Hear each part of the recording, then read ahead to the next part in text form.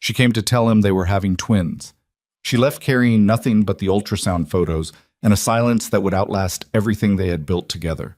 If you've ever loved someone who let you walk away without knowing what you were carrying, this story is for you. Watch until the end. And drop a like, then comment the city you're watching from. I want to see how far this story travels. The ultrasound photos were folded twice and tucked inside the zippered pocket of Evelyn Carter's purse, pressed flat against the lining as if she were smuggling something that could be taken from her, which, she now understood, was exactly what they were. She'd had them for 3 days. 3 days of carrying them to work and back, pulling them out at the kitchen table each morning while the coffee brewed, tracing the faint gray shapes with one fingertip. 2 heartbeats, 2 impossible, stubborn, already real heartbeats. The doctor had said they were strong, had smiled at her in a way that doctors only smile when they're genuinely relieved. Evelyn had sat on the edge of the examination table with a paper gown crinkling beneath her and thought, tonight. I tell him tonight. She'd planned it carefully. Not because Damon Volkov was the kind of man who needed careful handling, or rather, not only because of that. She planned it because she wanted it to be right. She wanted to see his face when he understood. The real face, not the one he showed the world, not the hard jaw and the controlled stillness he wore like armor. The face beneath all of that, the one she had spent 3 years learning how to reach. Damon had texted her at 2 in the afternoon. Anniversary dinner, my office, 7 o'clock, don't be late. No softness in the phrasing, but she knew him well enough to read what lived underneath it. He was trying, in the clumsy, armored way he had always tried. She'd stood in their bedroom holding her phone and felt something loosen in her chest, a knot that had been there for months, winding tighter through every late night and canceled dinner and conversation that stopped before it started. Maybe they were going to be all right. Maybe the timing was not disaster, but the opposite of it. She dressed in the wine-colored dress he'd bought her for her birthday the previous year and never seen her wear, touched her collarbone in the mirror, looked at herself the way a woman looks when she's about to change her own life and knows it. The drive to Volkov Tower took 22 minutes. She counted them. The building rose against the November sky like a blade, 43 stories of glass and steel that Damon had built on ground where other men's empires had already collapsed. The lobby guard knew her face and waved her through without a word. The elevator was empty. She pressed the button for the top floor and watched the numbers climb and breathed carefully, practicing the words one more time without moving her lips. We're going to be parents. That was it. That was all she needed. The rest would come. The elevator opened directly into the outer office. Dark, both assistants gone for the evening, the only light coming from the city through the floor-to-ceiling windows. The penthouse office suite was separated from the outer room by a set of double doors that Damon kept closed during meetings and open when he was alone. They were cracked open tonight, 3 or 4 inches, and warm amber light spilled through the gap. She heard voices before she reached them. She stopped. Not because she was afraid, because something in her body understood before her mind did. Some animal part of her that had been paying attention all along while the rest of her was planning anniversary speeches and folding ultrasound photos. The voice was Victoria's. Victoria Hale, who had been Evelyn's closest friend for 7 years before she was anything else. Victoria, who laughed too loud and ordered the most expensive thing on every menu and had held Evelyn's hand through her mother's funeral and her father's stroke and every small catastrophe in between. Victoria, whose number was in Evelyn's phone under a little green heart because some habits from college never died. Her voice was low and precise and nothing like the way she talked when Evelyn was in the room. She's going to become a problem, Victoria said. You know that. You've known it for a while. Evelyn did not move. She's my wife. Damon's voice. Flat, not dismissive, something else. The voice of a man running out of arguments. She's soft, Victoria said. That's not an insult, it's a liability. Your world is not built for soft things, Damon. You know what happens to the people around you who can't harden. I've watched it happen. I've watched you watch it happen. A pause. Then something that made Evelyn's legs go wrong beneath her. The sound of movement, fabric against fabric, proximity. She doesn't belong in this, Victoria continued. Her voice had dropped further. Private now. Intimate in a way that made the word intimate feel like a wound. She never did. And the longer she stays, the more exposed you are. The more exposed everything is. Silence for 3 seconds, then 4. The world you built doesn't have a place for the life she wants, Victoria said. You know it. I know it. The only person still pretending otherwise is her. Evelyn's hand had gone to the zipper of her purse without her instructing it to. Her fingers found the folded edge of the ultrasound photos. She pressed them flat against the fabric without pulling them free. She did not push the door open. She did not call out. She stood in the dark outer office with the city glittering 43 stories below and understood, with a certainty that settled in her bones like cold, that she was not going to say the words she had practiced. Not tonight. Not to a man who was standing in the dark with her best friend and not pushing back. She did not make a sound. She turned and walked to the elevator and pressed the button and stood very still while the doors opened and closed and the numbers descended. In the lobby, the guard looked up and started to say something. She shook her head, not trusting her voice, and walked through the glass doors and out into the November air, which hit her face like a physical thing. She stopped on the sidewalk. Taxicabs slid past. A couple walked by arguing about something trivial. Somewhere above her, Damon was still in that room. She put her hand flat against her stomach. 2 heartbeats. Strong ones. She walked to her car. Ita. She did not cry until she reached the parking garage on the 3rd level, and even then, it was not the kind of crying she expected. It was quiet. It came out of her sideways, through her hands, which shook so badly she couldn't get the key fob to work for almost 2 full minutes. She sat in the driver's seat with her forehead pressed against the wheel and breathed through it, counted. The way she used to count during panic attacks in college when her nervous system went haywire and she needed something to hold. 1, 2, 3. She was 31 years old. She was 14 weeks pregnant with twins. She was sitting in a parking garage while her marriage ended without a single word being spoken. The ultrasound photos were still in her purse. She didn't look at them. She drove home in a way she could not later reconstruct, could not have described the route or the lights or how many times she stopped. She moved through it on some automatic frequency her body had engaged without her permission. And when she arrived at the penthouse they shared, she sat in the car in the underground garage for 7 minutes before she went inside. The apartment was exactly as she'd left it. His jacket on the back of the chair because he never used the closet hook, no matter how many times she'd put a hook there. Her books stacked on the left side of the coffee table, his files stacked on the right, the invisible boundary they'd drawn without discussing it. Everything in its place, everything still wearing the shape of their life together. She walked through the apartment once without turning on the lights. Then she sat at the kitchen table and opened her laptop and searched for coastal towns in Maine. She gave herself 2 hours. 2 hours before the part of her that still wanted to stay, that was still reading signals and finding hope in a text message that said, "Don't be late." Before that part got too loud, and she made a decision she couldn't take back for the wrong reasons. She used the 2 hours well. She had money of her own. Not from Damon. She'd never touched his money. Had kept her own accounts and her own clients and her own design firm with 18 employees who sent her emails at midnight about tile samples and load-bearing walls. She had money and a profession and a name that was hers before she was ever his wife. She called her accountant at 11 o'clock at night and left a message asking him to call her first thing in the morning. She opened a new browser window and researched property rentals in 3 towns along the Maine coast. She found a property manager with reviews that mentioned the word discreet and sent an inquiry. Then she went to the bedroom and began pulling things from the closet. She didn't take everything, only what she needed, only what was hers before the marriage. She was not running. She needed to understand that herself, needed to say it quietly in the dark, while she folded clothes into a suitcase. She was not running. She was choosing. There was a difference, even if both things looked identical from the outside. The divorce papers she printed at 2 in the morning from templates she'd found online, something she'd look back on later as both the smartest and the most shattered thing she'd ever done. She filled out what she could, left the rest blank, signed her name at the bottom of the signature page with a pen that was almost out of ink. She left the papers on the kitchen table. She set her wedding ring on top of them. The ring she'd worn for 3 years. The ring she'd pressed to her lips during bad days because it reminded her of good ones. She put the ultrasound photos back in her purse.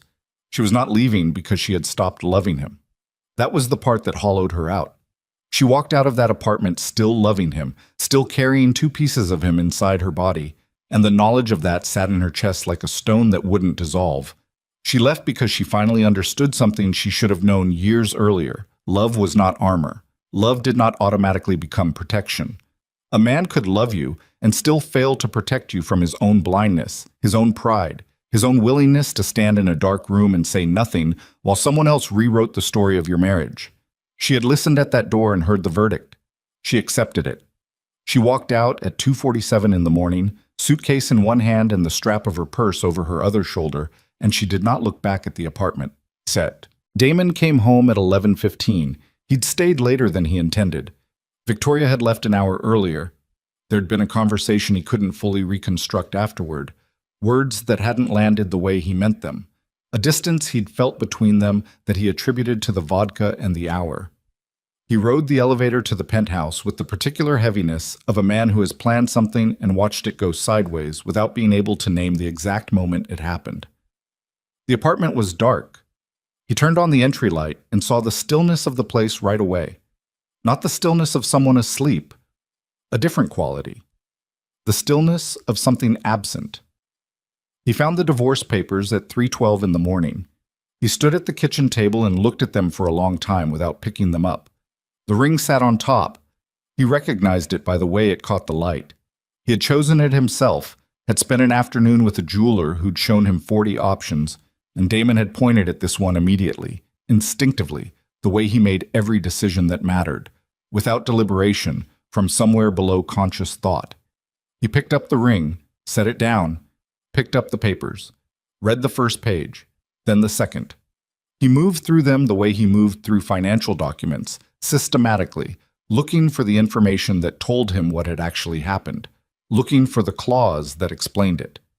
But the papers were incomplete, unsigned in the places that required both signatures, thin and generic, in a way that told him she'd printed them from the internet in a hurry. This was not a premeditated departure. This was something she'd decided in the last few hours. He called her phone. It rang 5 times and went to voicemail. Her voice, recorded and calm, telling him to leave a message. He did not leave a message. He called again at 3:20, 3:30, 3:41. Each time the same 5 rings, the same recorded voice. He put the phone face down on the table next to the papers and stared at the ring for a very long time. His first instinct, and he recognized it as instinct, recognized it as wrong, and felt it anyway, was fury. The specific fury of a controlled man who has just discovered that the one thing he could not control has already moved beyond his reach. He had built systems for every contingency. He had contingencies for his contingencies. He had a 7-person security team and a legal department on permanent retainer, and enough leverage over enough people that problems in his world generally resolved themselves before they became emergencies. Evelyn had walked out of a $20 million apartment with a suitcase and a decision he didn't see coming, and not one of those systems had registered a single warning. He sat down at the kitchen table. Across the city, 23 stories below in a different building, Victoria Hale stood at her floor-to-ceiling window with her phone face up in her palm, watching the screen, waiting for a particular message to arrive. When it did, 3 words, no punctuation, she set the phone down and allowed herself one small, private smile before she turned off the light. Marcus Reye had worked for Damon Volkov for 11 years, which meant he had seen things that most people's nervous systems would not survive intact. He was 44 years old, built like something architectural, and possessed of a quality that Damon had hired him for and that the organization had repeatedly underestimated. He paid attention to everything, not the loud things, the quiet ones, the small inconsistencies, the timing that was slightly too convenient, the evidence that appeared exactly when it was needed. He learned Evelyn was gone at 6 in the morning when Damon called him. The call lasted 45 seconds. Damon did not explain.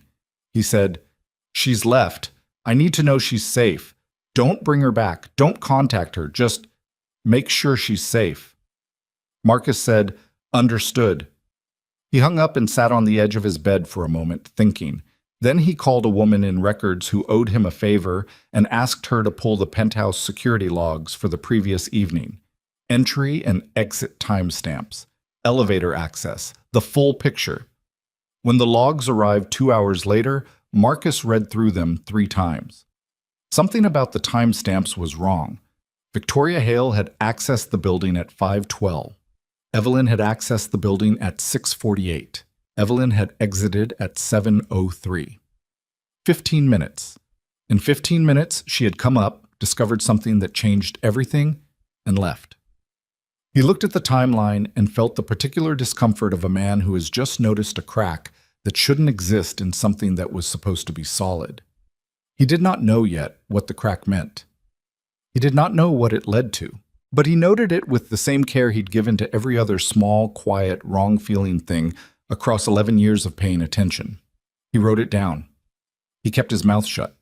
And 300 miles north, in a rental car pointed toward the Maine coast, Evelyn Carter drove through the first pale light of a November morning with her hands steady on the wheel and her jaw set, and 2 heartbeats, small and strong and completely unaware of what had been arranged against them before they were born. She didn't know yet. She didn't know that the conversation she'd overheard had not been accidental.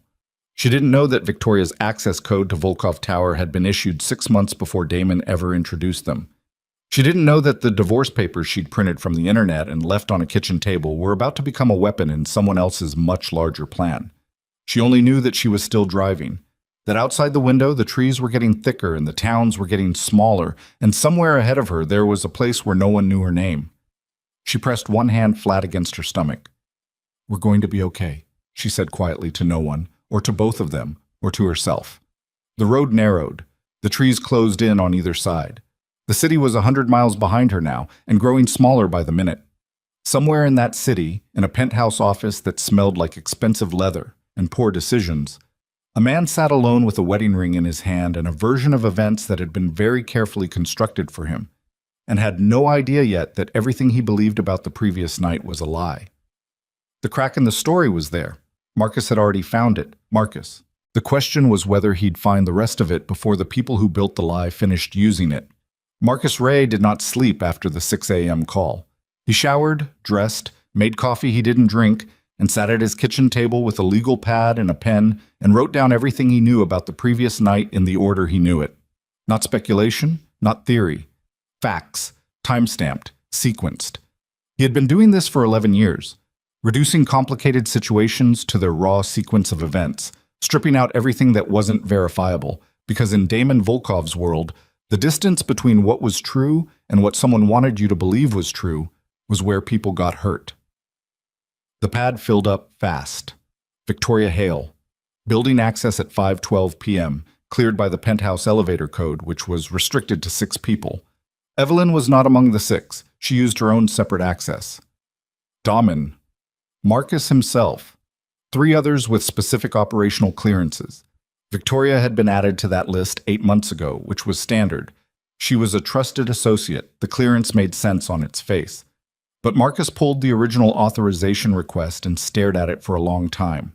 The request had been filed by someone in the internal admin structure, not by Damon directly. Routed through a layer of paperwork that, if you weren't looking for it, looked completely routine. Marcus had signed off on it himself without flagging it, which was either an oversight or a very well-constructed piece of bureaucratic camouflage.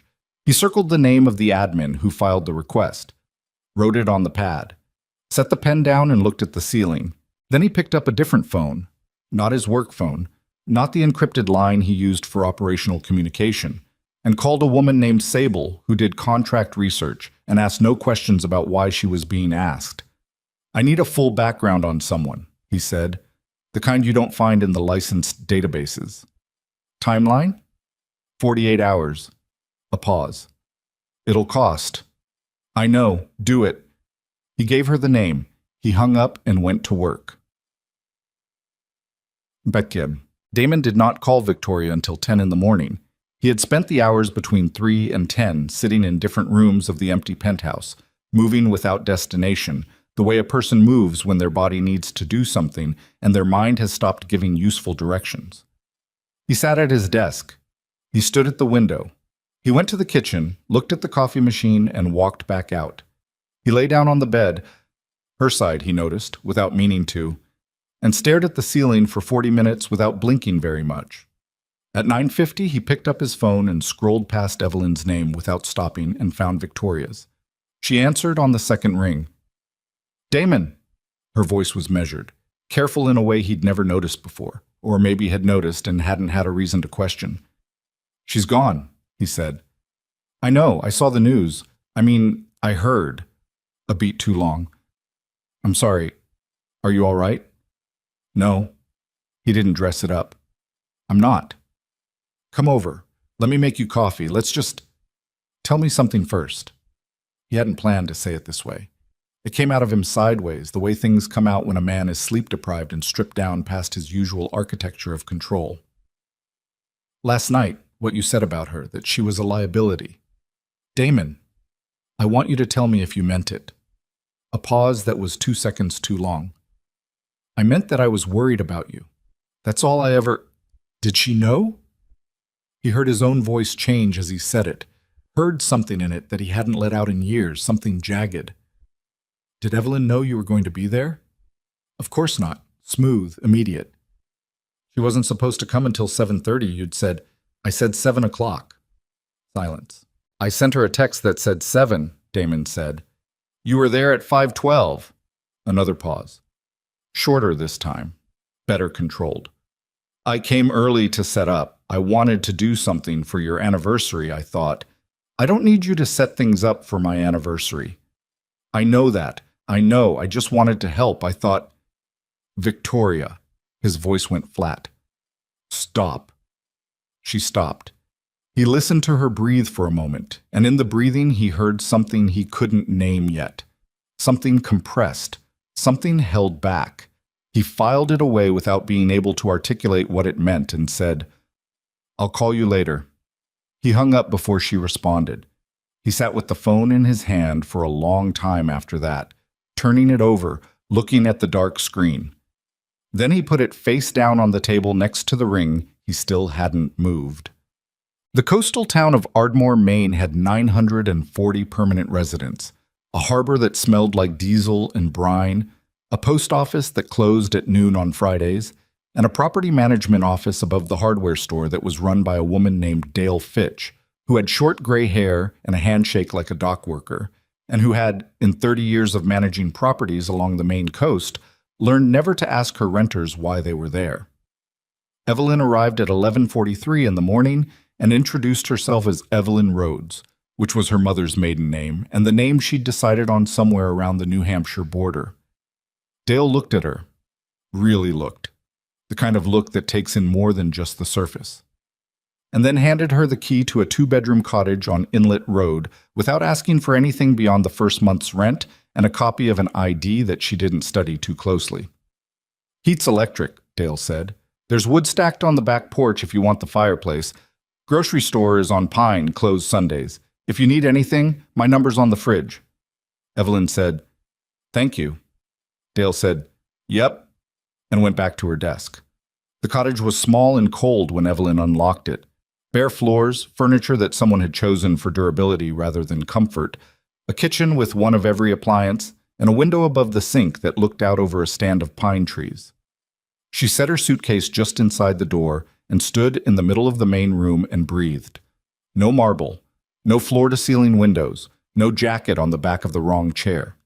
She went to the kitchen window and looked at the pines for a long time. Then she sat on the floor, the actual floor, back against the couch, knees drawn up, and put both hands flat on her stomach and stayed there until the shaking stopped. It took a while. Victoria Hale made 3 phone calls in the 40 minutes after Damon hung up on her. The first was to a number saved in her phone under a name that bore no relationship to the person who answered. The conversation lasted 4 minutes. She spoke in a low, even voice, and what she said, stripped of the careful language she used to say it, was that there had been a complication, that Damon was asking questions, and that the timeline needed to accelerate. The second call was to her lawyer, which was smart and strategic and exactly what a person does when they know the ground is starting to shift under their feet. The third was to a woman named Cressida Vaughn, who worked in the organization's financial compliance division and who had been, until recently, completely loyal to Damon Volkov. The third call lasted 11 minutes.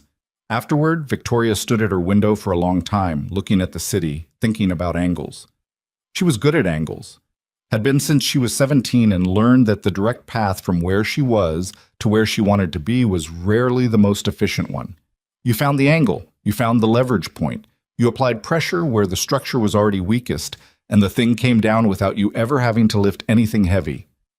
Evelyn Carter, Evelyn Volkov technically, until the papers were finalized, had been the leverage point. Soft, trusting, genuinely loving in a way that made her easy to predict and easy to use.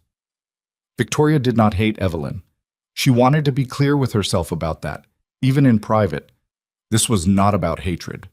This was about architecture, about what a structure needed to survive.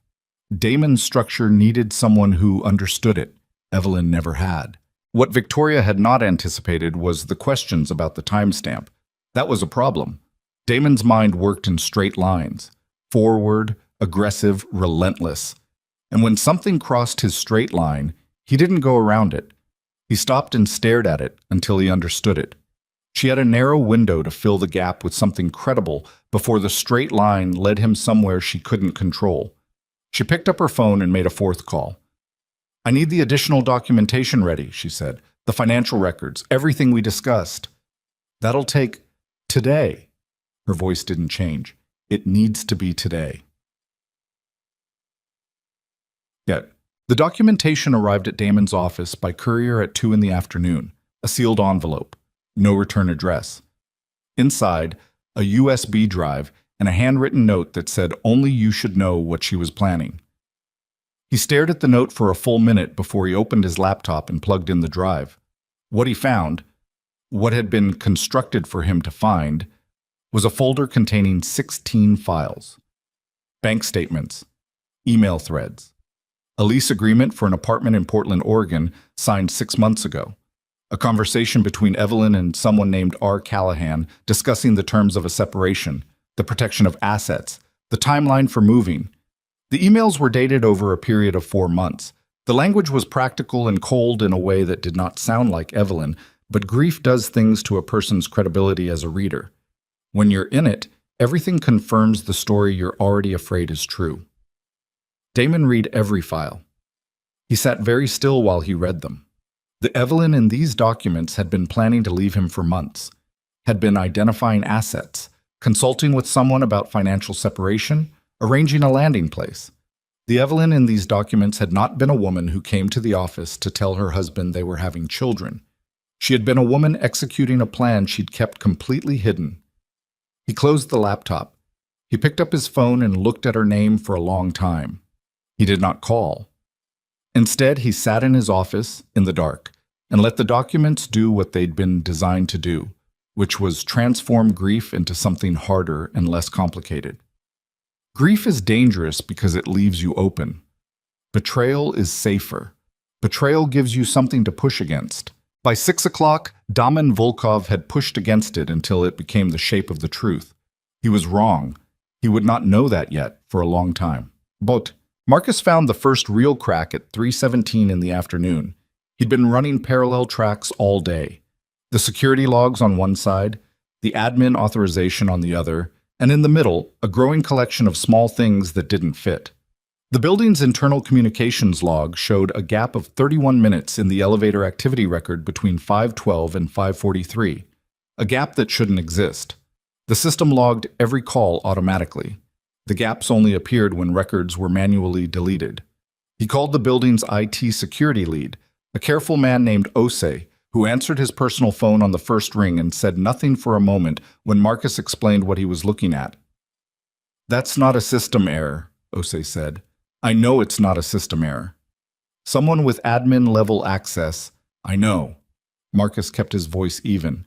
"I need to know who had admin-level access to that log system in the last 30 days. Ose pulled the records, read them off. 3 names. The second name on the list was the same admin who had filed Victoria Hill's building access authorization 8 months ago. Marcus wrote it down on the pad for the second time. He circled it twice. He sat back and stared at it and thought about the structure of what he was looking at. A planted access authorization, deleted elevator records. A perfectly timed appearance at the office. The arrival of an envelope at Damon's office, 2 hours after Damon had pushed back on Victoria's timeline explanation. This was not impulsive. This was not a woman who had opportunistically stepped into a failing marriage. This was designed. This was engineered with the kind of precision that required resources and planning and coordination that went well beyond one person acting alone. The question was who? Marcus was already afraid he knew the answer. He called Sable. "You're 48 hours," he said. "I need it in 20.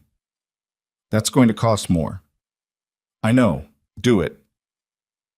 Evelyn cooked soup from a can because she hadn't gone to the grocery store yet and didn't trust herself to drive again without a longer rest first. She ate it standing at the kitchen counter, looking out at the pines going dark in the early evening light, and made a list in her head of what she needed to do in the next week. Grocery run. Find an OB in the nearest town large enough to have one. Call her accountant back. Begin the legal process of actually separating what was hers from what was theirs. The real paperwork, with an actual lawyer, not a template printed from the internet at 2 a.m. She needed to call her partner at the firm, needed to figure out how much of the practice she could manage remotely and whether remotely was even viable for the next several months, or whether she needed to begin transitioning her client load. She needed to do 100 things. Instead, she washed the bowl and set it in the rack and went to the window and stood there. The pines moved in the wind. Beyond them, she could just make out the harbor lights. A distant scatter of yellow and white, boats she couldn't see making themselves known by what they reflected. She thought about the anniversary dinner she had planned to have.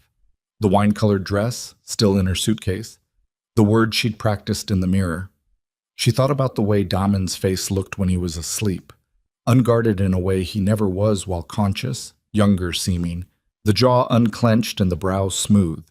And she made herself stop thinking about it because it led nowhere that was useful to her right now. Her phone had been off since 7 a.m. She had not turned it back on. She went to bed at 9 o'clock and lay in the dark cottage in the dark, unfamiliar room and listened to the wind off the water and the creak of the house and the particular silence of a place that had never known her name. She slept. In the morning, she woke up still pregnant and still alive, which was what mattered. The Mafia Council, which called itself by a name less cinematic and more corporate, a name that appeared on legitimate letterhead and zoning applications and charitable foundation disclosures, met twice monthly in a private dining room above a restaurant that had been in the same family for 4 decades and knew better than to ask what was discussed at the long corner table. The November meeting happened 3 days after Evelyn left. There were 7 men and 2 women at the table. The eldest was 73. The youngest was 41. Between them, they controlled more legitimate capital than most small nations, routed through enough layers of clean money that their children had grown up believing their families were simply very good at real estate. Damon Volkov sat at no table. He was not technically their member. He was their most profitable operational partner, which was a different thing, a thing that came with enormous leverage and limited rights. The woman who spoke longest that evening was named Constance Adler. 68 years old, gray hair cut close, the manner of someone who had spent decades being the most dangerous person in any given room and had stopped needing to signal it. She spoke about the inheritance clause for 11 minutes, the legal provision buried in the original Volkov family charter that tied controlling authority over the family's legitimate holdings to the first biological heirs of the direct line. She laid out, calmly and without drama, what it meant that Evelyn Carter was 14 weeks pregnant with twins. She did not need to explain the rest. The other 8 people at the table already understood it. When she finished, there was a silence of approximately 30 seconds. Then a man named Fletcher, who wore a suit that cost more than most people's monthly salaries and had the eyes of someone who'd long ago decided that feeling things was inefficient, said, "The separation is already in motion." "I'm aware," Constance said. "The documentation has been delivered." "I'm aware of that too." Another silence. Then a different voice, younger, from the far end of the table. "And the woman herself? Her location?" "Not yet confirmed." Constance set down her water glass. "It will be." What no one at the table said explicitly, because none of them needed to, because this was how they had operated for decades, in the clean language of implication and strategic omission, was that Evelyn Carter and the children she was carrying represented a structural threat that had to be neutralized before birth. Not because anyone at that table was a monster. Each of them had a story they told themselves about why they were not. But they were very, very good at protecting what they had built.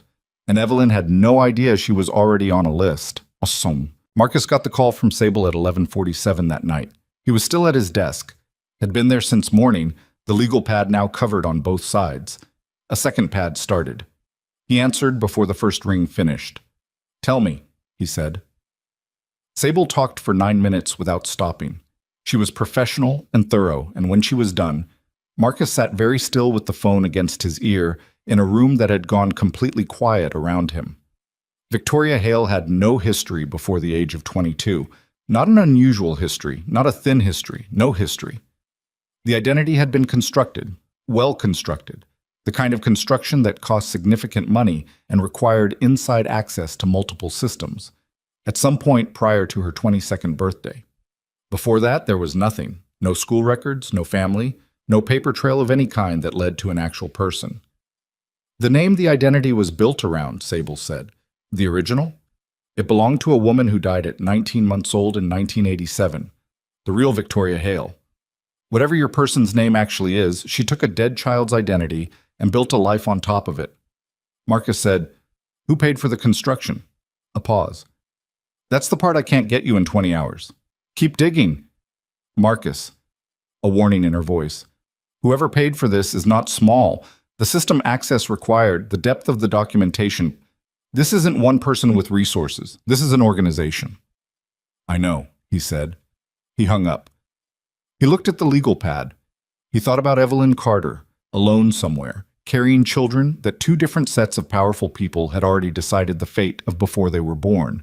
He thought about Damon sitting in his office receiving a USB drive full of fabricated evidence and being precisely the kind of man that fabricated evidence worked perfectly on. Proud, emotionally armored, inclined to believe the worst because believing the worst was safer than being wrong about the best.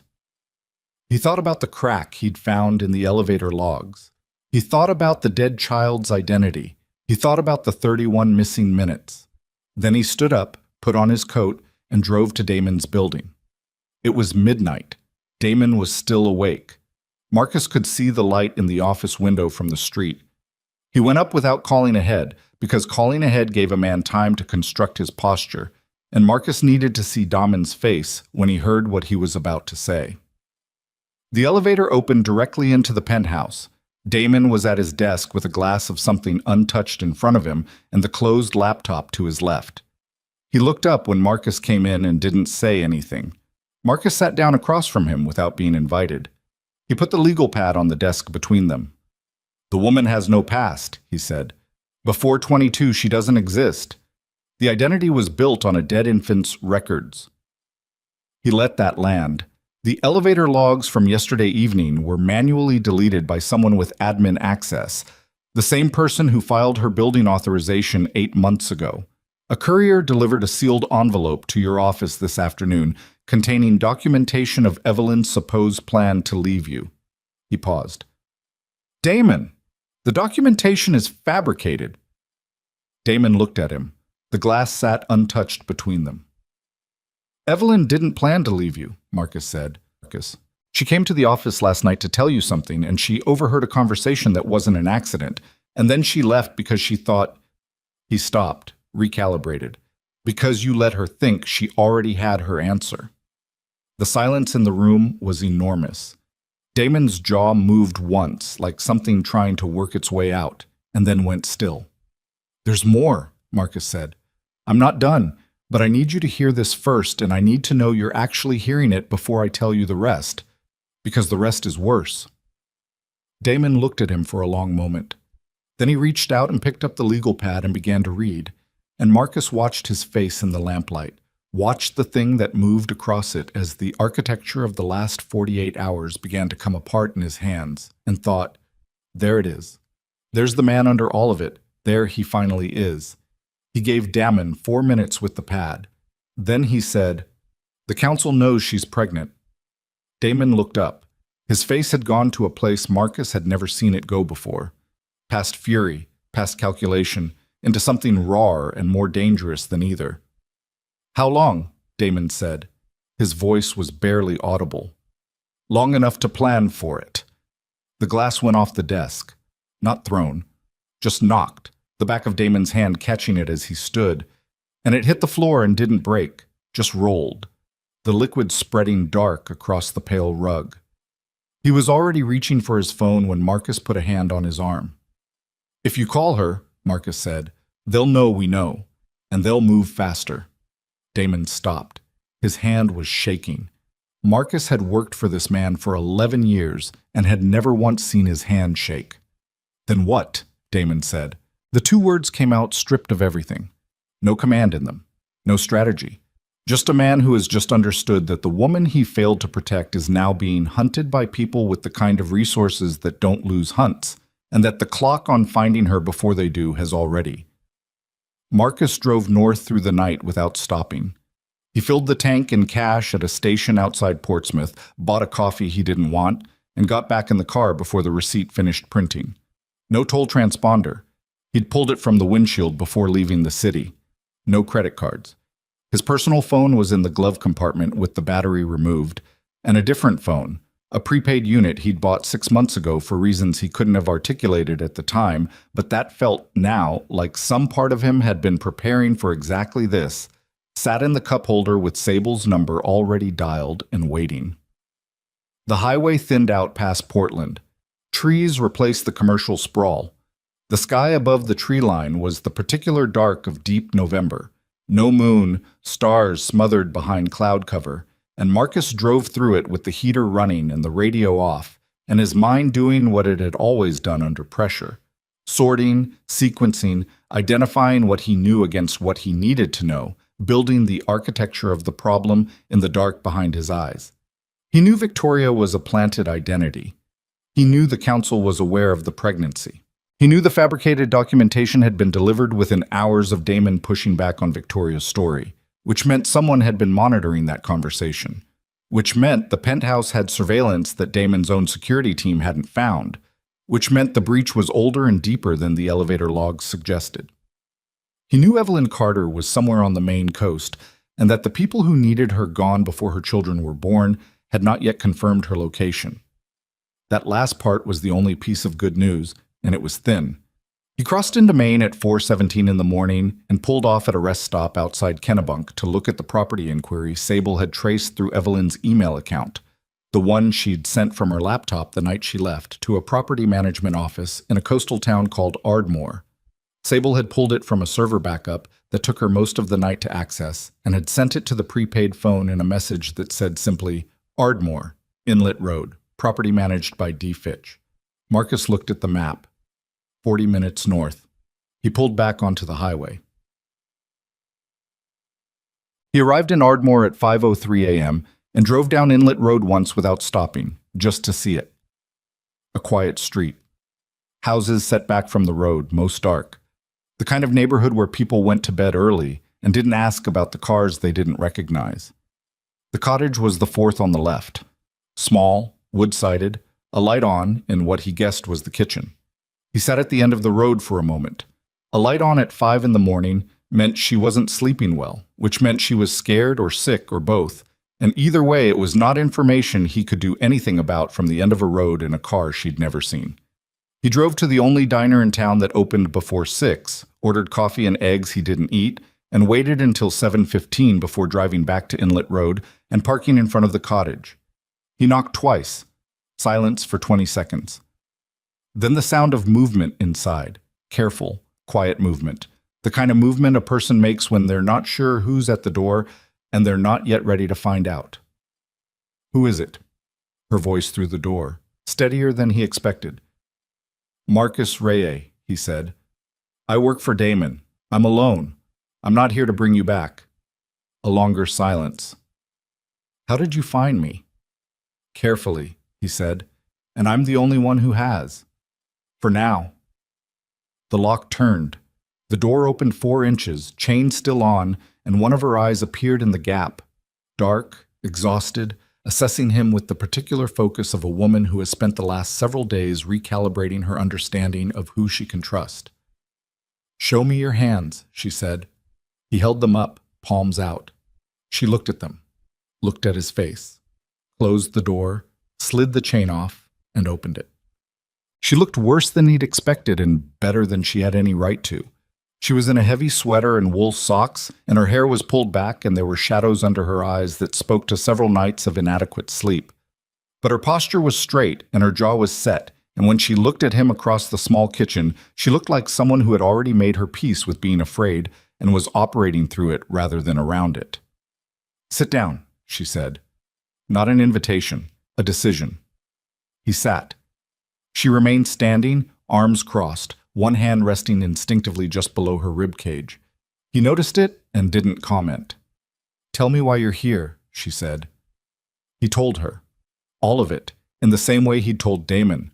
Sequenced, factual, stripped of editorializing. The planted identity, the deleted elevator logs, the fabricated documentation, the council's knowledge of the pregnancy. She didn't interrupt. She stood and listened, and her face went through several things in sequence. Recognition, then a cold settling, then something that might have been grief, except that it sat differently in the body than grief usually does. More like the feeling of a person who has just confirmed a fear they'd been holding at arm's length for a long time. When he finished, she was quiet for a moment. Then she said, "They knew I was pregnant before I left." It wasn't a question. "We believe so," Marcus said, "which means the whole thing. Victoria, the setup, the timing." She stopped. Her jaw worked. "This wasn't about my marriage." "No," Marcus said. "It wasn't." She unfolded her arms and pressed both hands flat on the kitchen counter and looked at the window above the sink. The pines were gray in the early morning light. Her knuckles went white against the countertop. "They want my children," she said. "They want them not to exist," Marcus said, because she was not a woman who needed the truth softened, and softening it would only cost them time they didn't have. She absorbed that. Then she turned and looked at him with an expression he would remember for a long time. Not fear, not fury, but something that had been forged out of both of those things and had come out the other side as something harder and more durable than either. "How long do we have?" she said. "Before they confirm your location?" "I don't know. Days, maybe. Less if someone in the property management chain talks." She nodded once, went to the small table beside the window and picked up a notebook that was already half full. He could see the handwriting from across the room, dense and small, the handwriting of someone who thinks better on paper. She'd been working, planning, preparing for contingencies in the days since she arrived, not waiting to be rescued. Something shifted in his assessment of the situation. "I'm not going back," she said. "I'm not asking you to. And I'm not negotiating with Damen. Not right now, not until—" She stopped herself. Recalibrated. "What does he know about where I am?" Marcus looked at her steadily. "I told him I'd find you. He told me not to tell you he sent me." A small silence. "Why?" she said. "He said you wouldn't come back for him." A pause. "He said to make sure you were safe. That's the exact boundary he gave me." She looked at him for a long moment. Something moved across her face and was gone before he could read it. "He's right," she said quietly. "I won't. I know. But I need his resources. Thus—" She said it plainly, without apology, the way a person states an operational fact. "If what you're describing is accurate, if the council has the reach you're saying, I can't protect my children alone from inside a rented cottage in Maine. I need access to infrastructure, legal, financial, security." "I can arrange that without you going back," Marcus said. "Then that's what we do." She pulled out a chair and sat across from him and opened the notebook to a fresh page and picked up a pen.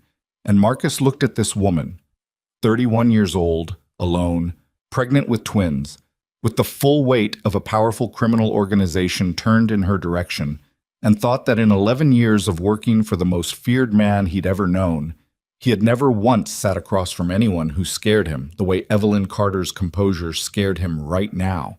because it meant she understood exactly how bad this was. And she was still making a list.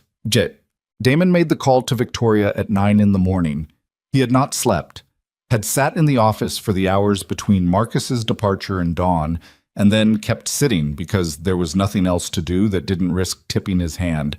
And tipping his hand was the one thing he couldn't afford. Victoria answered on the third ring. "I've been thinking about what you said," Damon told her. His voice was controlled, flat in a way that he'd learned to use as a disguise. Not warmth, but the absence of temperature, which most people read as calm.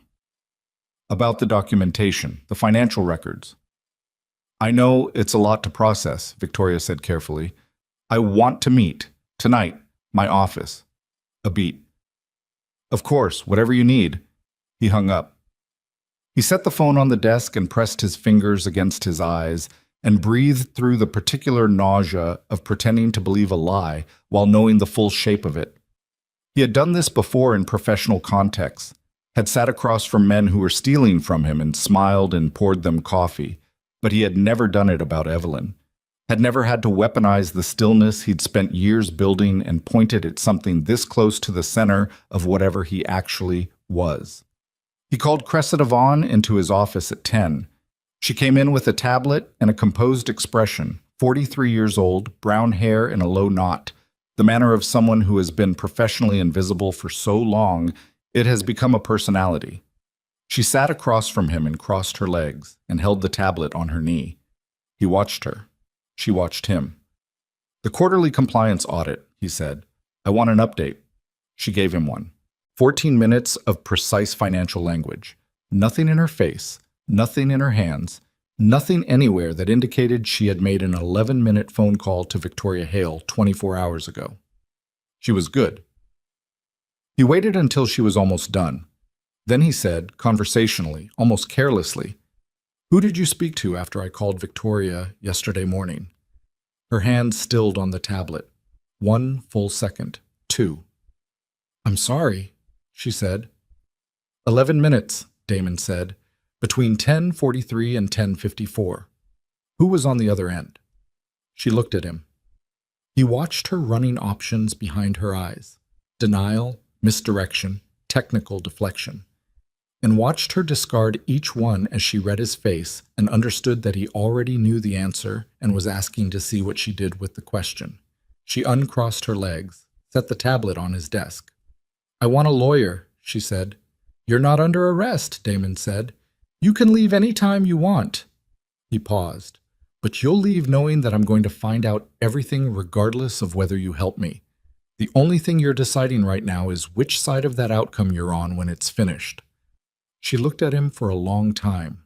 Then she said, "I didn't know about the pregnancy." The room went very still. "When they approached me," she said, her voice dropping in a way that was not performance, "it was a woman who had just stepped off a ledge and knew there was no climbing back up. They said it was about the inheritance clause, the charter provision. They said your wife was a security risk to the organization's structure and that removing her from the equation before it became a legal complication was—" She stopped. "I didn't know she was pregnant." Damon said nothing. "I didn't know," she said again. Lower. Like saying it twice might change what it meant. "But you know now," Damon said. She looked at the desk. He stood up. "Get out of my building," he said. "Take nothing from your desk. Your access is revoked as of this moment. If I find out you've made contact with any of them in the next 72 hours, the fact that you didn't know about the pregnancy becomes irrelevant." He held the door open. "Go." She went. He stood in the doorway and watched her walk to the elevator, and he kept his face completely still, and when the elevator doors closed, he went back to his desk and sat down and picked up his phone and called Marcus. "She was recruited," he said when Marcus answered. "She didn't know about the pregnancy, or at least she wants me to believe she didn't. Either way, she's out." "What's your status?" "Sitting in a cottage in Maine," Marcus said, "across from the most composed person I've ever met." Something moved in Damon's chest. "She's all right?" "She's better than all right," Marcus said.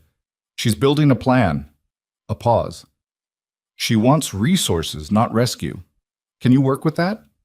He closed his eyes for 1 second. Yes, he said. Whatever she needs. There's something else. Marcus's voice shifted. Flatter, more careful. Sable called 20 minutes ago. She found the funding source for Victoria's identity construction. Damon waited. It goes back 18 years, Marcus said. The identity was built 18 years ago, Damon. Victoria Hale, whoever she actually is, was placed inside a constructed life almost 2 decades before you ever met her. This wasn't reactive. They didn't build this because your marriage became inconvenient. A pause that had weight in it. They built this before you were who you are, before the organization was what it is. Whoever planned this was planning for you specifically, for where you were going to be. The silence on the line was absolute.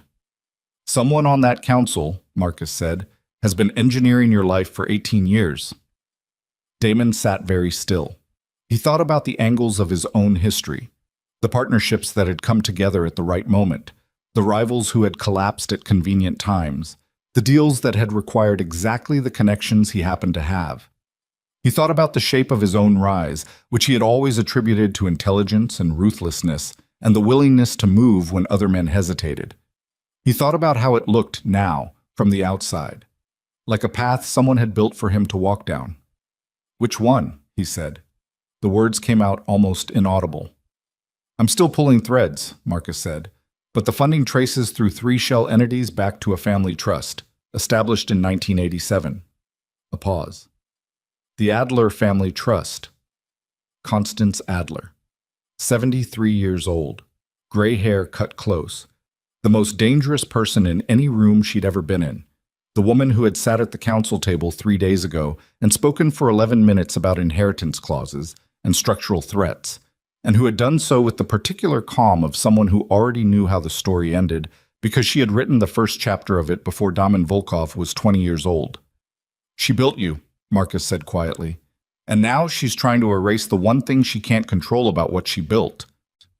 Damon stood at the window of his office, 43 stories above the city he had spent his adult life believing he had conquered, and understood for the first time that he had never been the architect of any of it. He had been the project, and the project had produced an outcome, 2 small heartbeats in a cottage in Maine, that the actual architect had not budgeted for. He pressed his forehead against the cold glass. Below him, the city moved without knowing any of this. Traffic, people, the ordinary machinery of a world that had no idea what was being decided in the rooms above it. Marcus, he said. Yeah. She can't stay in Ardmore. I know, I'm already working on it. There's a property, Damon said. Off book. Nothing connected to the organization. Nothing connected to my name.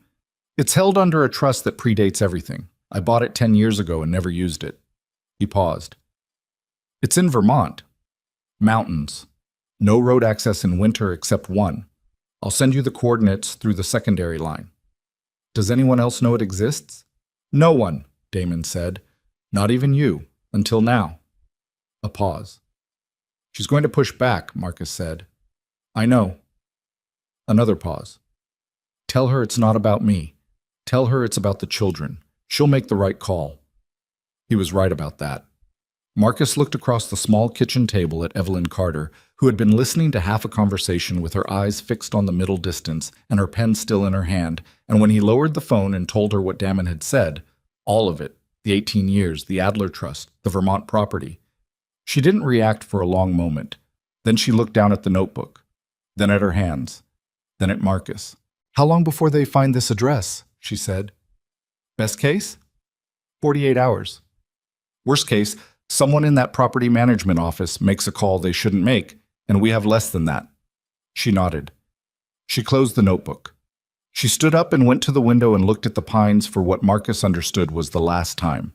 The way a person looks at a place they know they're leaving, taking a quick inventory of what they're losing before they accept that they have to lose it. Okay, she said, with her back to him, her hand pressed flat below her ribs. She turned around. Her face had changed. Not hardened exactly, more like she had found the floor beneath the fear and planted her feet on it and decided that was where she was going to stand from now on, regardless of what came at her. When do we leave? She said. Marcus looked at her. Now, he said.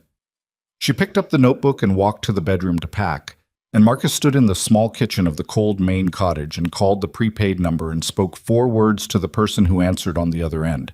A woman whose name he didn't know, who moved people in situations like this one, who had been on his emergency contact list for 6 years, and whom he had never needed until tonight.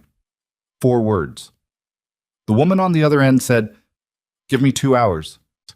Outside, the wind came off the water and moved through the pines in long, slow waves, and somewhere in the city to the south, Constance Adler picked up her phone and read a message that told her the property inquiry in Ardmore had been traced, and she set the phone face down on the table and called the man who handled logistics and said, with the patience of someone who has been waiting 18 years for a particular problem to resolve itself, "Find her." And the clock, which had been running since the moment Evelyn walked out of that building, dropped below 48 hours without anyone in the cottage on Inlet Road knowing it had already done so. Marcus came out of the kitchen when he heard Evelyn's footsteps stop in the bedroom doorway. She was standing with a packed bag over one shoulder and the notebook tucked under her arm, and she was looking at him with an expression that told him she had just thought of something she needed to say before they walked out of this cottage and the situation became purely operational. "The person who's coming to move us," she said. "Does she know who I am?" "She knows you need to be moved safely," Marcus said. "Nothing else." "Keep it that way." She shifted the bag on her shoulder. "And Marcus," she held his gaze, "when this is over, when my children are safe and whatever Damon is planning with the council is finished, I need you to understand something." He waited. "I'm not a piece of this," she said. "I'm not an asset to be relocated and protected and managed. I'm a person who got pulled into something I didn't design, and I'm making survival decisions right now, not loyalty decisions. You understand the difference?" "Yes," he said. "Good." She moved toward the door. "Then let's go." He took the bag from her shoulder without asking and carried it to the car, because she was 14 weeks pregnant, and the bag was heavy, and some things didn't require negotiation. She let him take it without comment, which told him everything he needed to know about her current state. She was conserving, choosing every expenditure of energy with precision, not fighting the small things because the large things were going to require everything she had. He held the car door. She got in. He started the engine and pulled out of Inlet Road for the last time, and neither of them looked back at the cottage, because looking back was a thing you did when you had the luxury of sentiment, and sentiment was something both of them had quietly agreed to defer until there was a safer place to feel it. Evelyn opened the notebook on her knee as they drove. She began writing in the small, dense handwriting he'd seen earlier, and he didn't ask what she was writing because it wasn't his business. But at a stop sign outside town, he caught a glimpse of the page. Names, dates, questions. She was building her own case file. He put the car back in drive and headed for the highway, and the town of Ardmore disappeared behind them in the rear view, and 40 minutes later, a car with 2 of Constance Adler's people in it turned onto Inlet Road and stopped in front of a dark cottage that smelled like pine and old coffee and the particular emptiness of a place someone left in a hurry. They were already gone. But the margin between safe and found had just collapsed to nothing, and everyone involved knew it, and the next move belonged to a 73-year-old woman who had been waiting 18 years to make it. The Vermont property was a farmhouse built into the side of a mountain that didn't appear on any real estate registry, accessed by a single unpaved road that became impassable after the first serious snowfall of the season, which had happened 4 days ago. Marcus got them there in 6 hours, switching vehicles twice. Once in Augusta, once in a town outside Montpelier, whose name Evelyn didn't catch because she had fallen asleep somewhere in New Hampshire and woken up to mountains. The second vehicle was a truck with snow chains already on, waiting in the parking lot of a hardware store with the keys above the visor, arranged by the woman Marcus had called with 4 words, who Evelyn had decided not to ask about because there were things that were useful to know and things that were useful to not know, and that woman was firmly in the second category. The farmhouse was cold when they arrived. Stone foundation, heavy timber framing, the kind of construction that predated insulation as a concept but made up for it in sheer mass. Marcus went in first, moved through every room before he let her cross the threshold, which she found simultaneously patronizing and reasonable, and said nothing about either. There was a wood stove in the main room, firewood stacked along the entire length of the back wall, a kitchen with canned goods and a hand pump water filter and a propane range, a bedroom with a bed that had been made up by someone at some point, the sheets gone slightly stiff with cold. Evelyn stood in the middle of the main room with her coat still on and looked at all of it. "How long has he owned this?" she said. 10 years, Marcus said, crouching in front of the wood stove with newspaper and a match. "He never told me." "No." She looked at the walls, the stone, the windows with their deep sills, the glass old enough to have a slight waviness to it, the kind that distorted the tree line into something impressionist. She thought about a man who built empires and kept a stone farmhouse on a mountain that no one knew about, and she couldn't decide if it made him more complicated or more legible. Both, probably. It was usually both. Dullman had Victoria in his office at 9 that evening. He'd spent the day preparing. Not emotionally, he had no room for emotion right now. It was a resource he couldn't afford, but operationally. He had people in position. He had the forensic evidence Marcus had compiled, printed, and organized in a manila folder that sat on the corner of his desk with the unassuming presence of something that was about to end several careers and at least one carefully constructed life. He had a recording device active, small enough to be invisible, because he needed her words on record for the legal mechanisms he was going to trigger the moment this conversation was finished. He had a glass of water on the desk for her. He had nothing for himself. She came in wearing a dark coat over a gray dress, the particular put-togetherness of a woman who treats appearance as armor, and she sat across from him and crossed her ankles and looked at him with an expression of careful, calibrated sympathy that he now read as fluently as a language he'd spent years studying without knowing he was doing it. "How are you holding up?" she said. "Close the door," he said. She did. Came back to the chair, sat. He opened the manila folder and turned it to face her and pushed it across the desk. She looked down at it. He watched her face. The first thing that moved across it was recognition. Not surprise, recognition, which was the tell he'd been waiting for. Surprise makes a person's face go briefly blank. Recognition makes it go briefly still, which is different, which is the face of someone encountering something they've already modeled and are now calculating the gap between the model and reality. She looked at the folder for 4 seconds. Then she looked up. "Where did you get this?" she said. "Does it matter?" "Damon, your real name," he said. "Let's start there. Because Victoria Hale died at 19 months old in 1987, and whatever your name actually is, it's not hers." The room went completely quiet. Outside, 43 floors below, the city continued its indifferent machinery. In here, a woman who had spent 2 decades building a life on a dead child's identity sat across a desk from the man that life had been built to manage, and made a decision he could see her making in real time. The decision about how much truth to spend. "My name is Anna Voss," she said. He hadn't expected that, the directness of it. He kept his face still. "I was 21 when they approached me," she said. "Constance's people.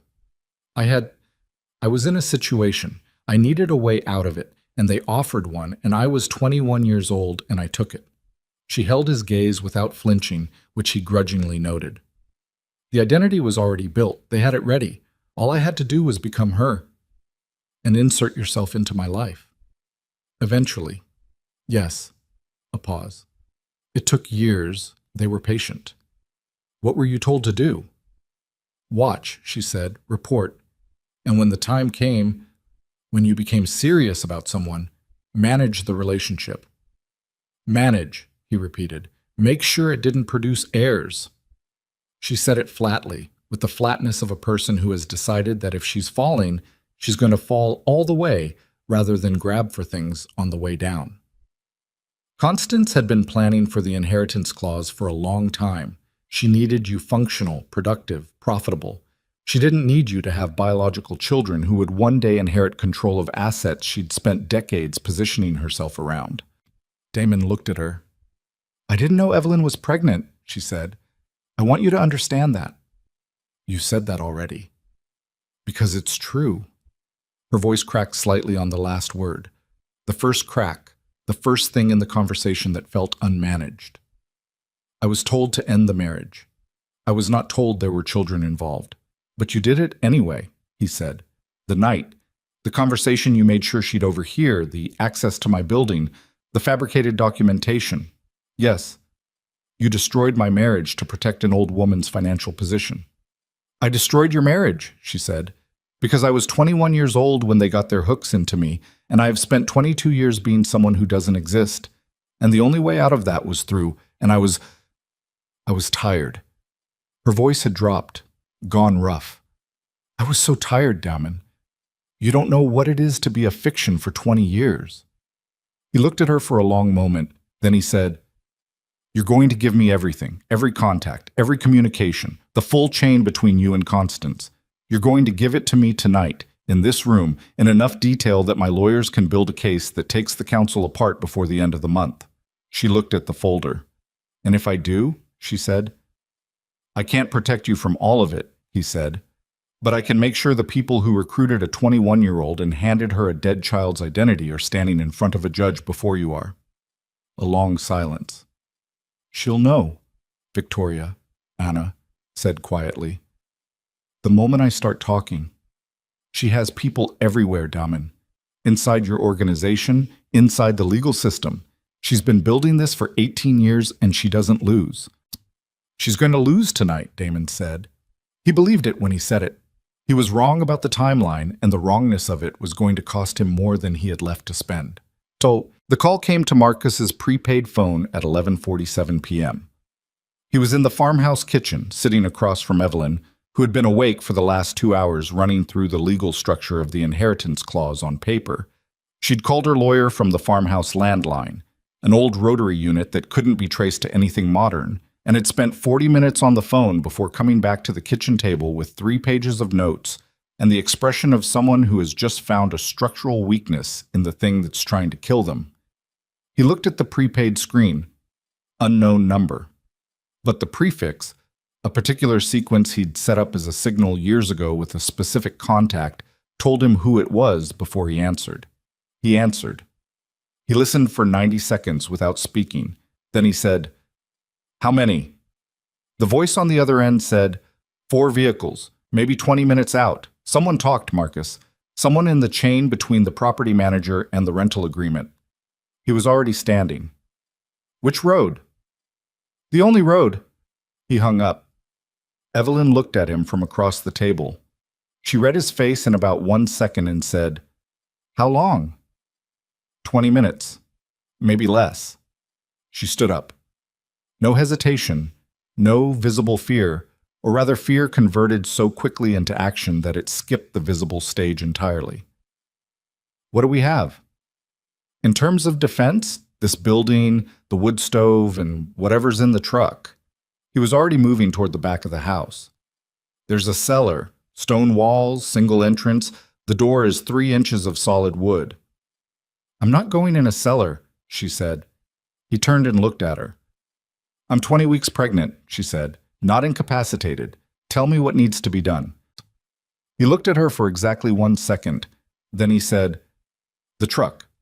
Can you drive it with the chains on? Yes. There's a fire road behind the property. It runs northeast for about 4 miles before it connects to a state route.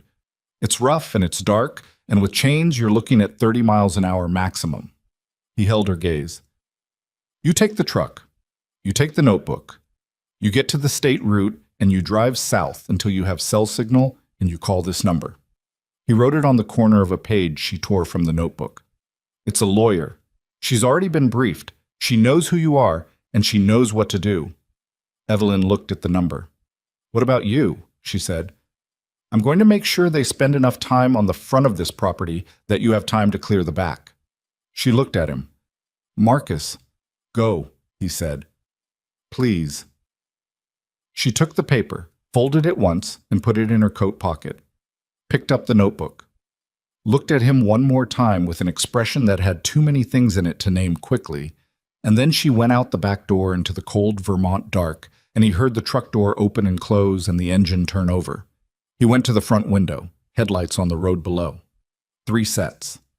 Moving slowly, which meant they were being careful, which meant they were professionals, which meant this was not going to be simple.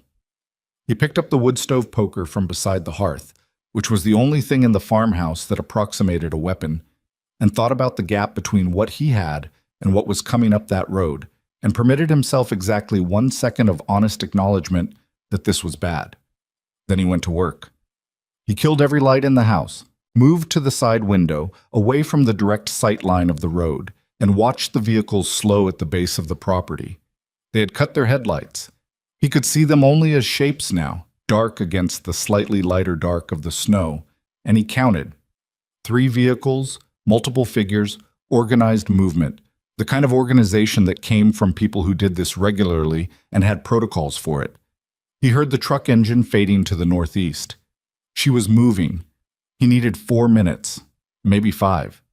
He moved to the front door and opened it and stepped out onto the porch with the poker in his hand and his heart running at about twice its normal rate, and called out into the dark, "Whoever's in charge down there, come talk to me." Silence for a moment. Then a voice, male, unhurried, with the particular confidence of a man who is holding more cards than the person he's talking to. "Marcus Ray, step off the porch." "Not yet," Marcus said. "I want to talk to whoever gave the order to come up here. Is Constance Adler in one of those vehicles?" A pause. Then a different voice. Older, female. "Hello, Marcus." He'd been right. She had come herself. He hadn't expected that. Had expected proxies, handlers, the layers of insulation that powerful people use to keep their hands clean. But she was here, which meant one of 2 things. Either she was confident enough in the outcome that she didn't feel the need for distance, or she was here because she wanted to make sure something specific happened in a specific way and didn't trust anyone else to ensure it. Both possibilities were bad. "Constance," he said, keeping his voice steady, buying seconds. "You drove 4 hours to the Vermont mountains at midnight. I've been waiting 18 years to close this particular file," she said. 4 hours is nothing. "The woman you're looking for isn't here." A pause. "I know," Constance said. "I heard the truck leave 6 minutes ago. We'll find her. The fire road connects to Route 14. I have people at the junction." A pause. "I'm not here for her tonight, Marcus. I'm here for you, because you've been building a case and I need to understand exactly how much you know before I decide what to do about it." Marcus tightened his grip on the poker. Behind him, the farmhouse was dark and cold and empty.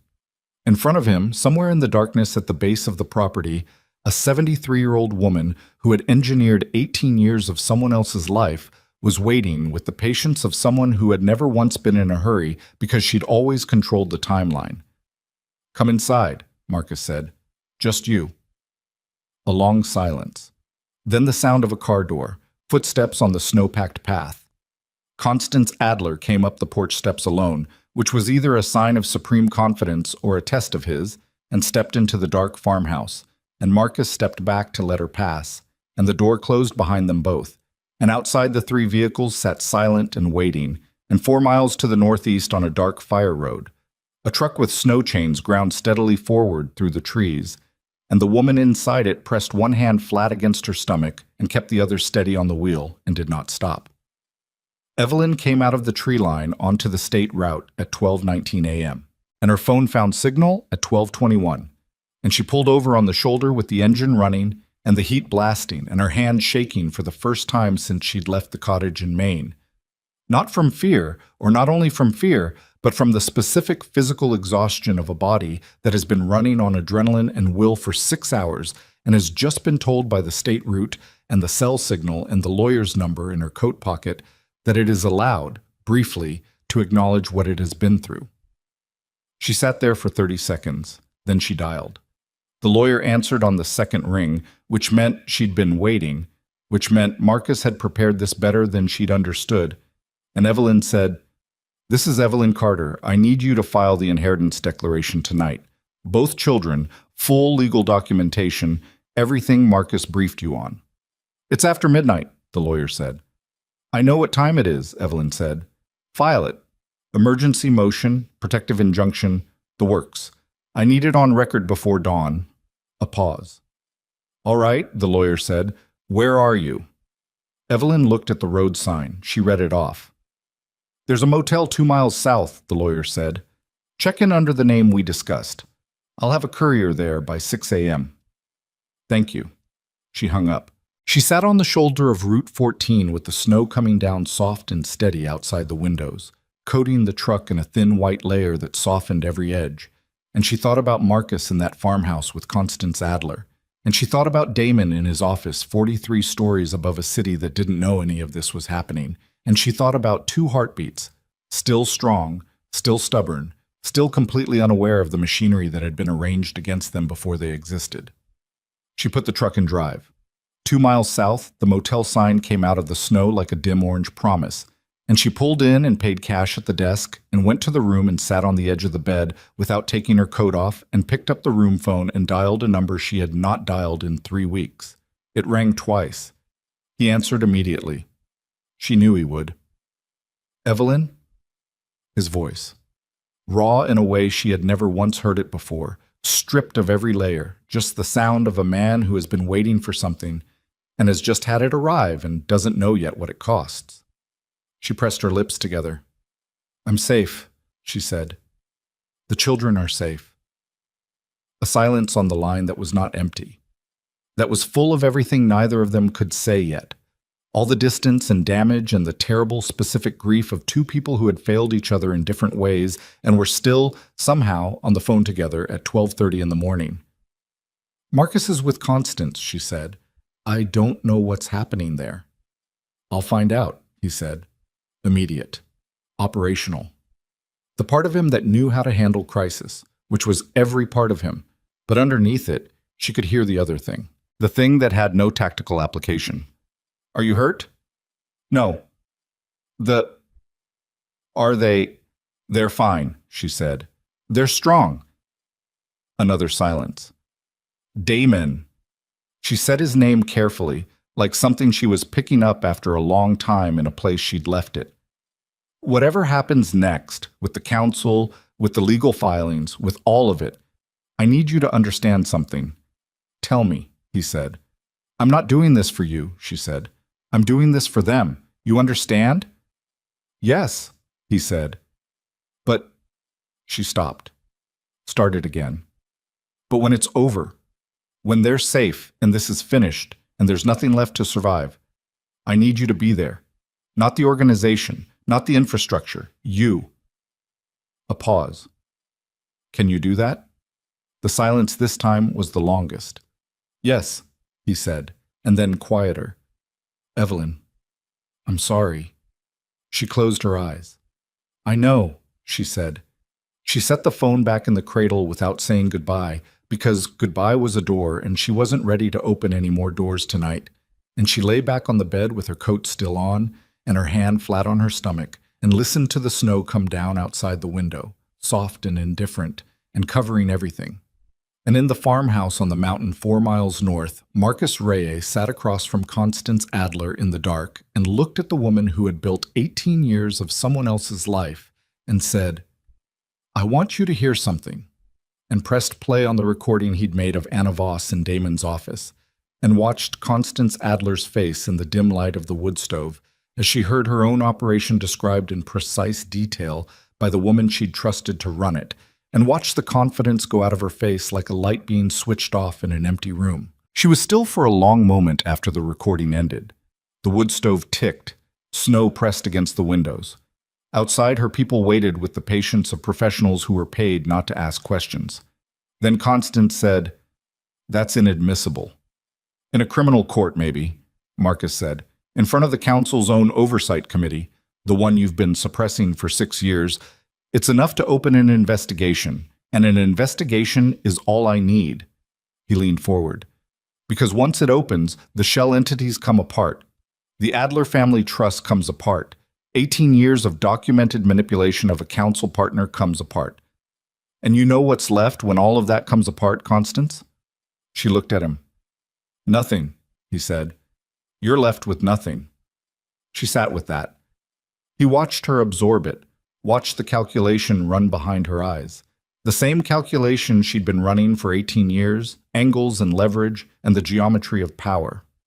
watched her look for the move that got her out of this and find, for the first time, that the board had been rearranged while she was focused on a different game. "The inheritance filing," she said quietly. "It's already been submitted." "About 40 minutes ago," Marcus said. "Both children, full legal standing, protective injunction. It's on record." She closed her eyes for 1 second. When she opened them, something had changed in them. Not defeat exactly, but the particular stillness of a person who has just watched the last viable option leave the table. "What do you want?" she said. "A confession," Marcus said. "Everything. Recorded. The identity construction, the council coordination, the instructions given to Anna Voss, the plan for Evelyn and the children. All of it tonight, in this room. And in exchange, you walk out of this house under your own power," he said. "What happens after that is between you and the lawyers." A long silence. The wood stove popped once, loud in the quiet. Constance Adler looked at Marcus Ray across the dark room and understood, with the clarity that comes to people who have spent their lives being the most dangerous person present and have just encountered the limits of that particular identity, that she had spent 18 years building something that a man with a legal pad and a prepaid phone had taken apart in 72 hours.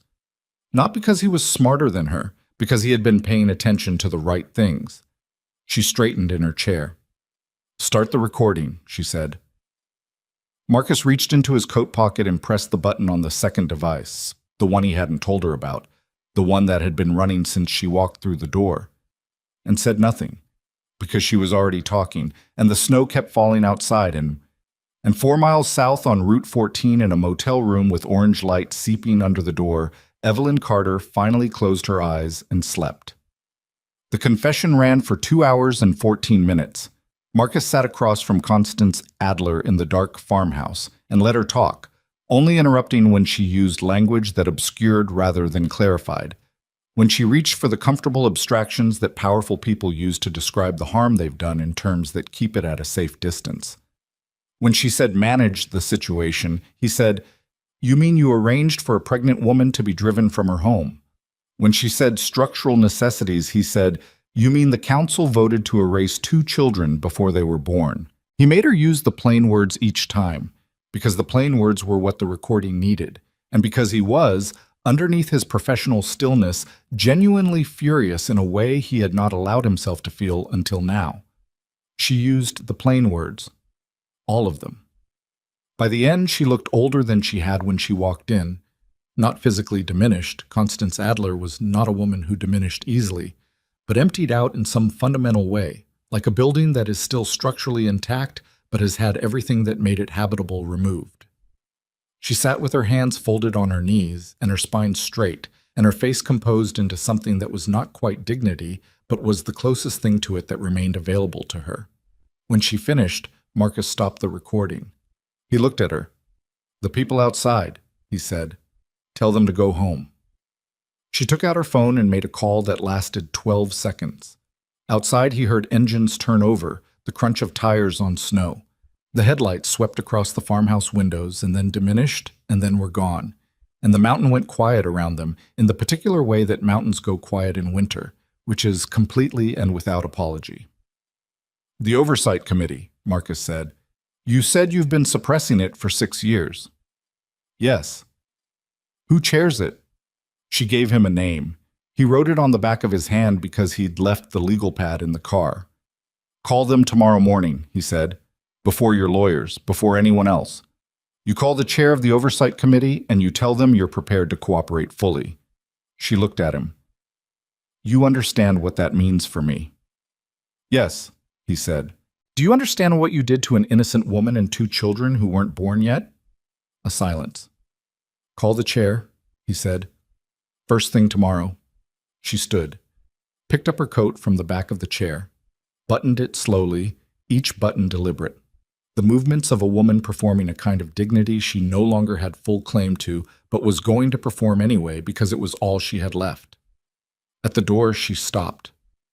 "The children," she said, without turning around. "They'll be all right?"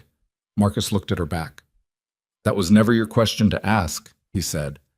She opened the door and walked out into the snow, and he listened to her footsteps until they were gone.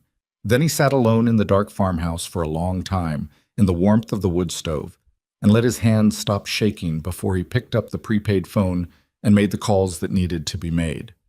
The courier arrived at the motel at 5:50 a.m., 10 minutes early, a young woman with close-cropped hair and a waterproof envelope who handed it to Evelyn at the door without ceremony and left without being asked any questions. Evelyn sat on the edge of the bed and opened the envelope.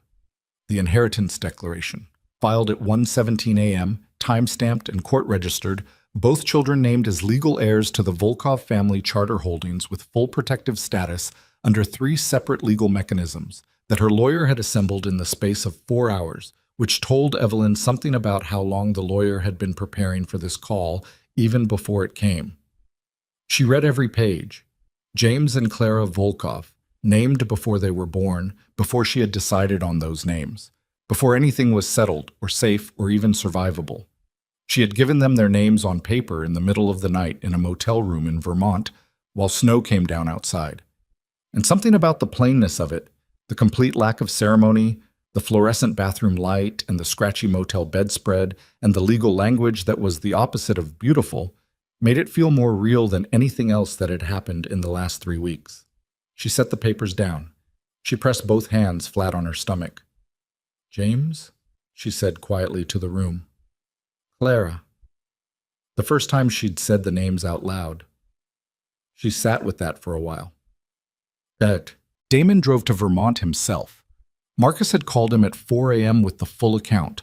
The confession, the recording, the vehicles that had come up the mountain and left again, Evelyn's location at the motel on Route 14. He had listened to all of it without speaking, and when Marcus finished, he said, "Is she all right?" And Marcus said, "She's better than all right. She's been that way this whole time. You should know that going in." And Damon said, "I know it," because he did know it, had always known it, which was one of the many specific failures he was going to have to live with. He drove the 4 hours alone. No security, no second vehicle. He had people handling the legal activation of the confession recording. His lawyers had been awake since 2 a.m.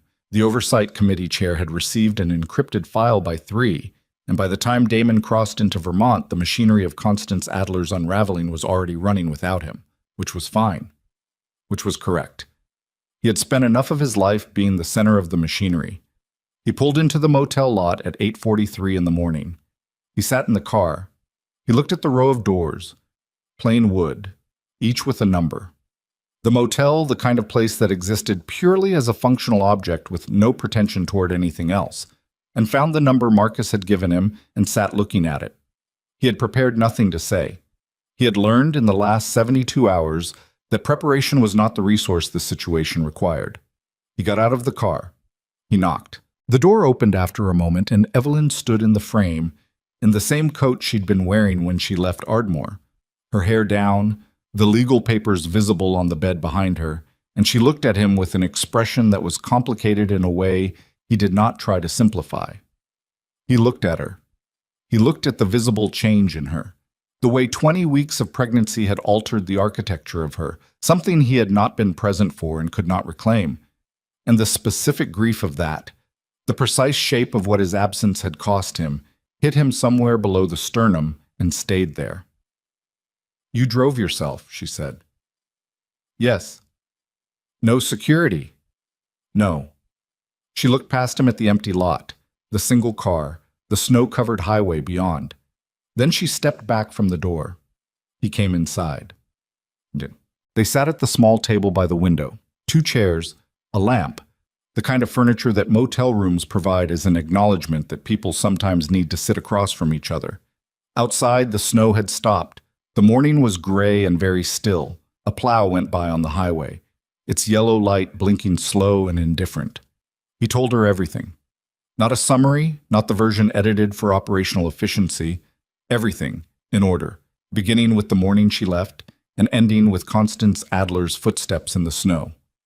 He told her about the envelope on his desk and what he'd done with the fabricated documents, what he'd believed and how long he'd believed it, the specific mechanism by which a man who prided himself on reading situations clearly had read the most important one entirely wrong. He did not excuse any of it. She listened with her hands around a cup of coffee that had gone cold, not drinking it, just holding it, and her face moved through things he watched but didn't try to interpret because they weren't his to interpret. When he finished, she was quiet for a long time. Anna Voss, she said finally, not Victoria, the real name. Did she know they were going to send people to the farmhouse? I don't think so, Damon said. She gave us Constance because she wanted out. She didn't know the operational details. Where is she now? Cooperating with the Oversight Committee. She's been doing it since 6 this morning. Her lawyer negotiated a framework. A pause. She asked me to tell you she was sorry. I'm passing it on. I'm not asking you to do anything with it. Evelyn looked at the window. 7 years, she said. 7 years I thought she was my friend. He said nothing. There was nothing useful to say. The worst part, Evelyn said, is that some of it was real. That's what I keep coming back to. There were moments that were real, and I can't separate them from the rest. I can't go back through 7 years and identify which parts were her and which parts were the assignment, and I never will be able to. She looked at the cold coffee. That's the part they don't give back to you.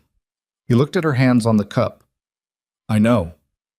No, she said, not unkindly. You don't. But you can understand it, which is different, and right now that's enough. A silence between them that was not hostile. That was the silence of two people sitting in the aftermath of something large, letting their nervous systems register the fact that the immediate emergency is over before they attempt anything more complex. Damon, she said. He looked up. The children's names, she said. I chose them. I need you to know that I chose them without asking you because I was in a motel room at 1 a.m. filling out legal documents and I needed to put names on paper and She stopped. They're James and Clara. If you have... They're perfect, he said. She looked at him. James and Clara, he said again, and something happened in his face when he said the names. Some movement she hadn't seen in 3 years of marriage. Something that bypassed every layer of control and arrived on his face before he could decide what to do with it. She looked away, gave him a moment with it. He didn't waste the moment. The legal proceedings against the Adler Council faction took 11 weeks. Constance's confession, combined with Anna Voss's full cooperation and the forensic reconstruction of 18 years of documented manipulation, produced a case that the Oversight Committee described, in its formal findings, as the most systematic abuse of council authority in the organization's history. 4 members were removed. 3 faced criminal referrals through channels that operated parallel to the conventional legal system, and were, in their way, considerably less forgiving. 2 resigned before the investigation reached them, which helped them very little. Constance Adler was 73 years old and had enough lawyers to delay nearly everything indefinitely. But her authority within the council was gone in the first week, stripped by a unanimous vote that Damon did not attend because he had other things to do that day, things that mattered more than watching a woman lose the power she'd spent her life accumulating. He heard about the vote by text.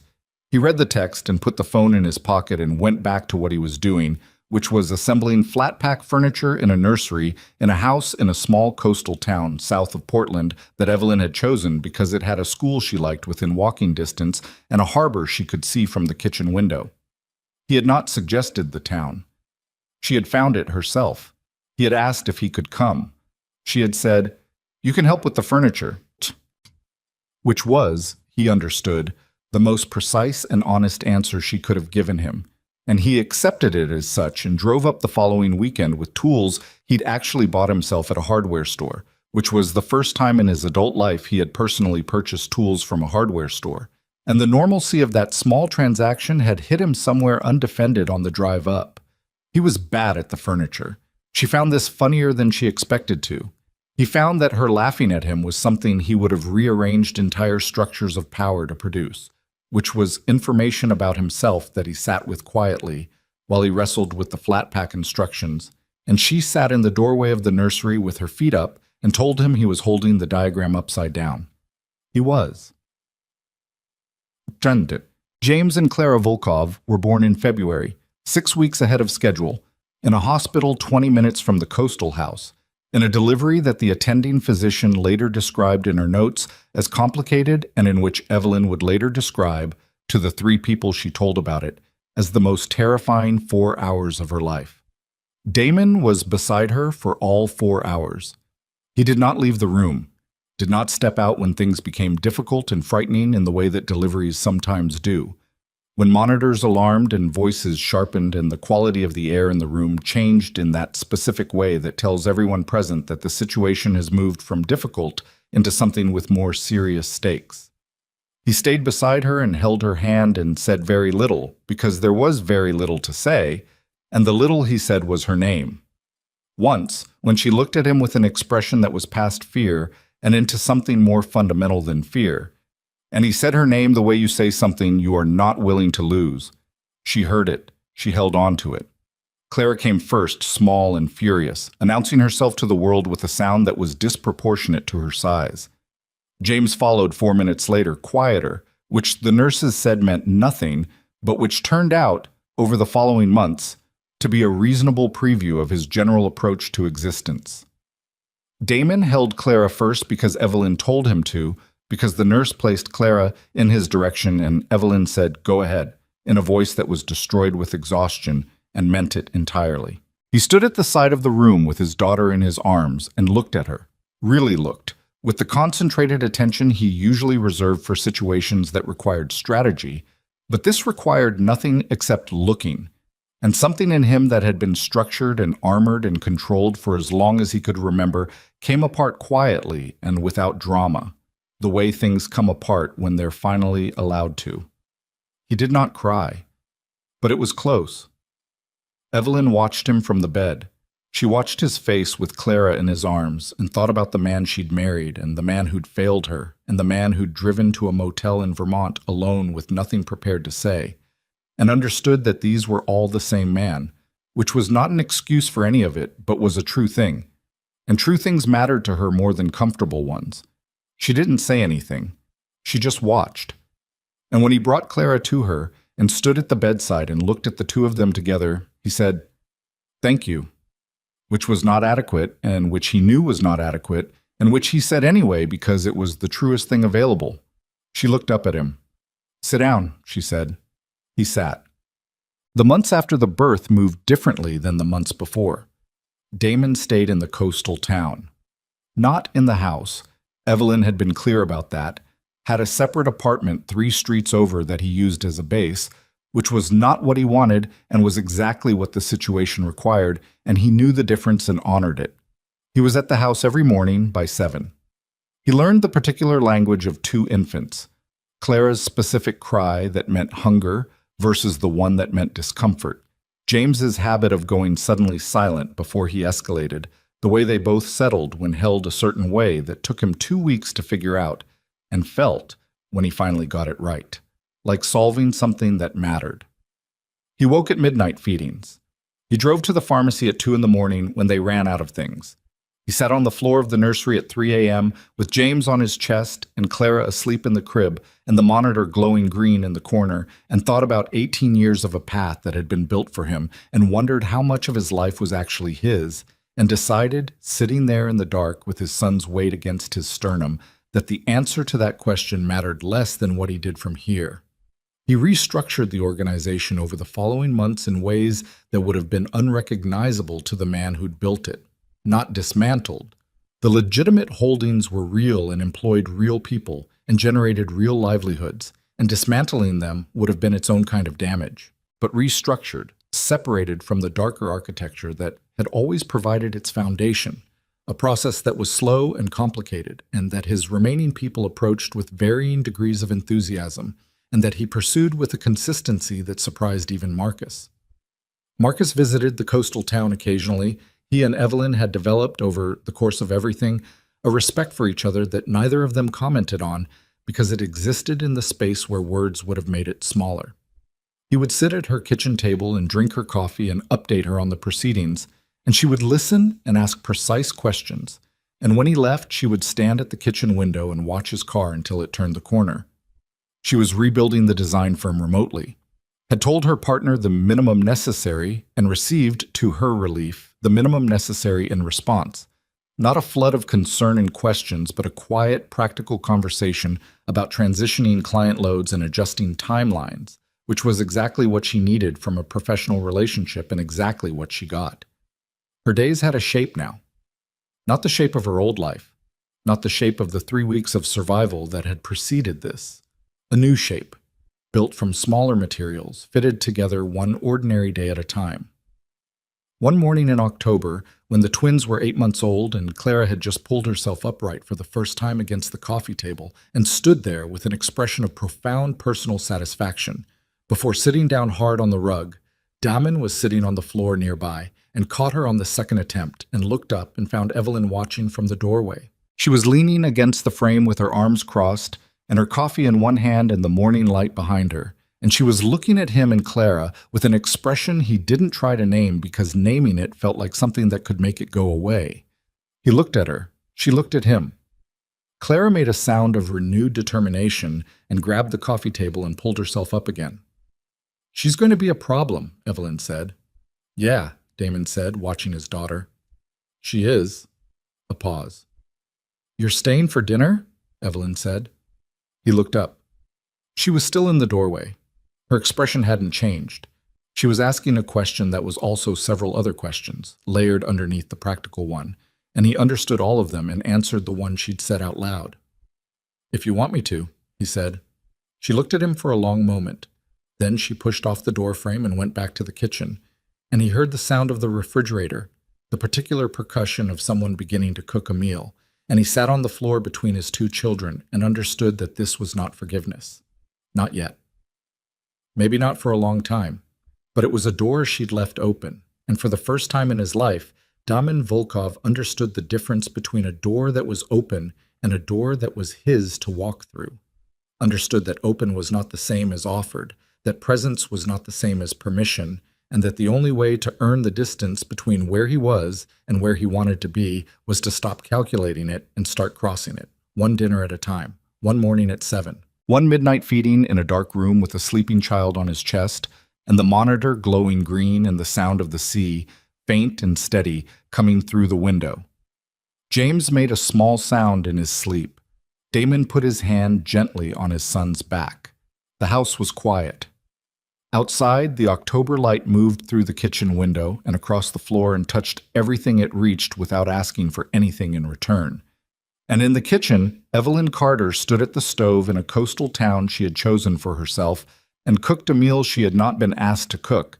And neither of them said what was happening because what was happening was too real for language and too new for certainty and too valuable to risk with words before it had the time to become what it was trying to become. The most valuable things are not inherited. They are not bought. They cannot be taken or controlled or engineered by a woman with 18 years of patience and a family trust and the belief that human lives are positions on a board. They are built from mornings and midnight and coffee going cold on a table while two people sit across from each other in a motel room and choose, against every reason not to still be honest. They are earned. Clara pulled herself up a third time. This time, she stayed.